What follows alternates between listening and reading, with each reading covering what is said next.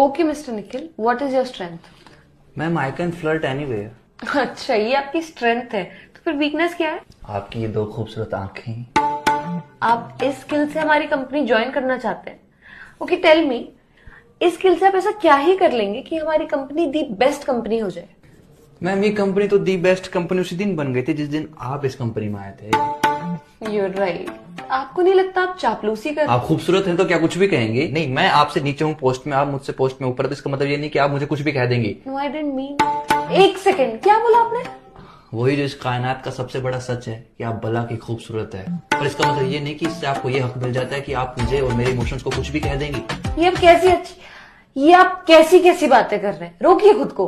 रोका ही तो हुआ है खुद को, वरना ना रोकू तो हमें डर है कि कहीं हम आप में खोने ना लग जाएं, और यदि हम खो गए तो कसम से कहता हूँ कि सिर्फ आपकी जुल्फों से निकलने में हमें जमाने लग जाएं। निखिल जी, केवल निखिल। देखिए, देख ही तो रहा हूँ कि कोई इतना प्यारा कैसे हो सकता है। ये बातें आप कहाँ से ढूंढ कर ला रहे हैं? आप सामने है तो अपने आप निकल रही है। यू नो ना मैं कौन हूँ? दुनिया की सबसे खूबसूरत लड़की। नो, मैं HR हूँ। मेरे लिए तो सारा संसार हो। प्लीज प्लीज प्लीज रोक दो ये सारी बातें। आई एम सॉरी, मैं तुम्हें यहाँ कोई जॉब नहीं दे पाऊंगी।